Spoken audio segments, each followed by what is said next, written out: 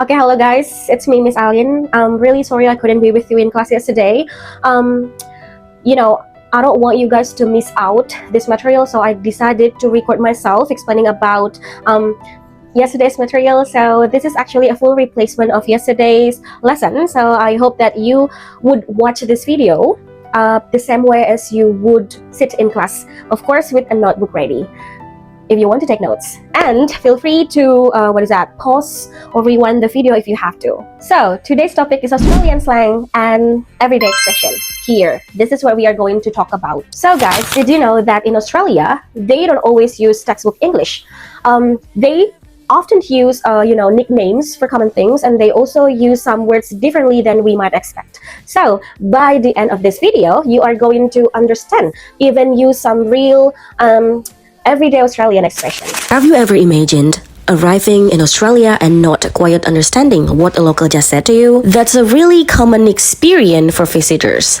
And Aussie slang is usually the reason why. But learning to speak a little like a local isn't just about sounding cool. It's about genuinely connecting with the people and the culture around you, instead of feeling like an outsider in the conversation. So today, we are focusing on the everyday expression you are most likely to actually hear, starting with two of the most iconic ones, G'day and Sheila. Here's our title: Mastering Aussie slang and phrases in no time. Don't worry about in no time part. We'll go slowly and clearly so you actually remember these words, not just recognize them for a minute. Let's start with a challenge. I'm going to read you a sentence an Australian might really say, and I want you to think about whether you understand it. Let's grab some brekkie, then head to the servo. Did you catch that? If not, that's completely okay. That's exactly why we are doing this lesson. In plain English, that sentence means, let's get some breakfast, then go to the gas station. Let's break down exactly why. The first word is servo. A servo is where you go to fill up your car with fuel. In American English, you'd call it a gas station, and in British English, a petrol station. Australians simply shorten service station to servo. Here are some examples. I need to stop at the servo. We're almost out of fuel. Can you grab me a drink from the servo while you're filling up? The servo in the corner is open 24 hours. The second word is brekkie, which simply means breakfast. Australians love shortening everyday words by adding a friendly E or E sound to the end. You'll see this pattern again and again in this lesson. Here are some examples. What did you have for brekkie this morning? Let's meet for brekkie at 9 before the trip starts. I never skip brekkie. It gives me energy for the whole day. Now, listen to the sentence again. Let's grab some brekkie, then head to the servo.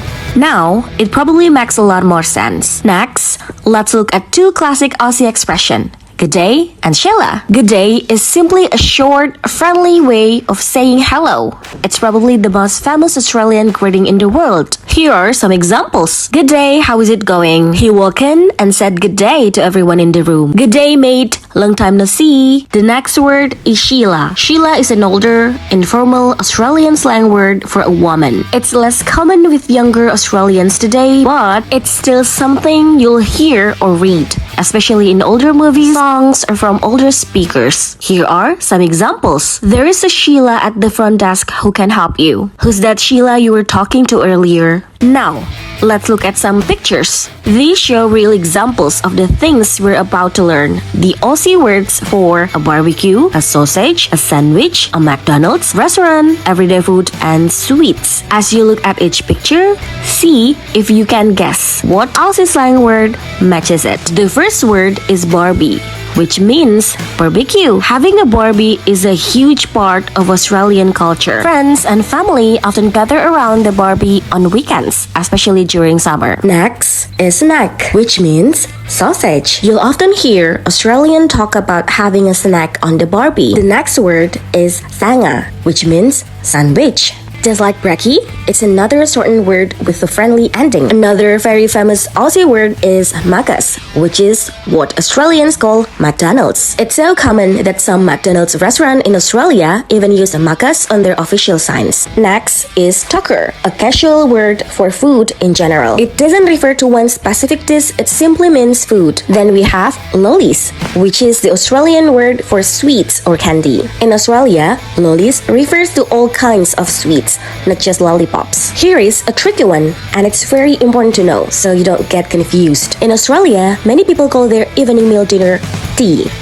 It has nothing to do with the drink. In both of those sentences, tea means dinner, not a cup of tea. Here are a few more examples. We're having pasta for the tea. Come over for tea at 6 o'clock. In both sentences, tea means dinner, not a cup of tea. Now, let's begin with some common Australian greetings and everyday responses. Australians are generally very friendly and relaxed. You will quickly notice that they like to shorten words and use informal expressions in daily conversation. First, good day, of course. Good day simply means hello. We have discussed this word before. You can see these example sentences. That brings us to our next word, mate. Mate means friend, but Australians also use it when speaking to people they don't know very well. It's similar to saying buddy, pal, or friend. You might hear expressions like thanks mate or see you later mate. One interesting thing is that Australians use mate for both men and women in casual conversation. Another expression you will hear all the time is no worries.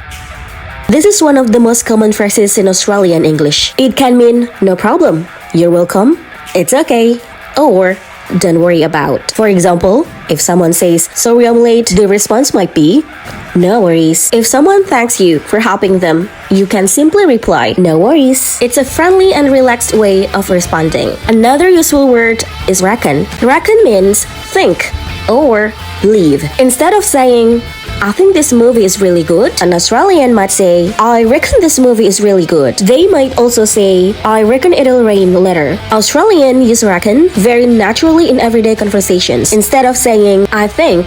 Next, let's look at two interesting Australian expressions. The first one is fair dinkum. Fair dinkum means honestly, really, or it's true. People also use it to ask whether something is genuine or true. For example, if someone tells you an unbelievable story, you might ask, is that fair dinkum? Which means, are you serious? Or, is that really true? The second expression is good on ya. This means, well done, good job, or good for you. It's a warm and friendly way to congratulate someone. For example, if your friend passes an important exam, you could say, good on ya. Now, let's move on to some vocabulary you'll often hear at school, university, or in everyday life in Australia. Australians love certain words because it makes conversations quicker and more casual. First, arvo means afternoon. Instead of saying, see you this afternoon, Australians often say, see you this arvo. Second, brekkie means breakfast. For example, someone might say, let's grab some brekkie before class. Third, servo means service or petrol station. Servo is short for service station or petrol station. For example, I need to stop at the servo to buy some fuel. Bottle O means liquor store. A bottle O is a liquor store, a shop that sells alcoholic drinks. If someone says, I'll stop by the bottle O, they simply mean they're going to a liquor store. Fifth, sunnies means sunglasses. For example, don't forget your sunnies. It's really sunny outside.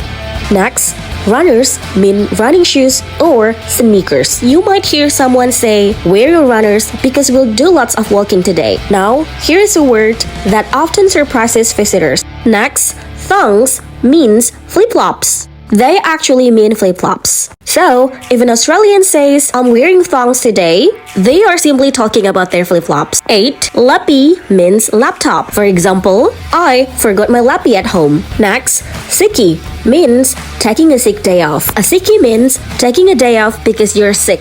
For example, someone might say, I'm taking a sickie today.